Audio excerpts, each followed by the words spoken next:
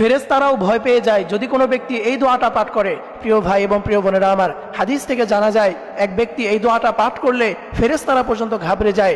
এরপরে আল্লাহ তাআলার কাছে আরজ করে, হে আল্লাহ, এটার কত সওয়াব তার আমলনামায় লিখব।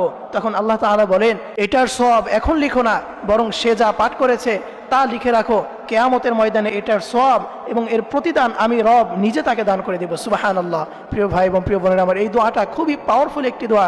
এই দোয়াটা যদি আপনি পাঠ করেন তাহলে ফেরেশতারা পর্যন্ত ঘাবড়ে যায় যে এটার কত বেশি সওয়াব লিখব, তারা এটার সংখ্যা পর্যন্ত তারা জানে না। সুবহানাল্লাহ। প্রিয় ভাই প্রিয় বোনেরা, এই দোয়াটা আপনি যদি বেশি বেশি পাঠ করতে পারেন তাহলে ইনশাআল্লাহ আল্লাহ তাআলা কিয়ামতের ময়দানে নিজে এর প্রতিদান আপনাকে দান করে দিবেন। সেই দোয়াটি হচ্ছে, ইয়া রব্বি লাকাল হামদ কামা ইয়ানবাগি লিজালালি ওয়াজহিকা ওয়া আযীমি সুলতানিক। এই দোয়াটা যদি আপনারা বেশি বেশি পাঠ করতে পারেন তাহলে ইনশাআল্লাহ কিয়ামতের ময়দানে আল্লাহ তাআলা এর সওয়াব এবং প্রতিদান আল্লাহ তাআলা নিজে আপনাকে দান করে দিবেন। আল্লাহ তাআলা আমাদের সকলকে এই দোয়াটা বেশি বেশি পাঠ করা তৌফিক দান করুক। সকলেই পড়ি আমিন।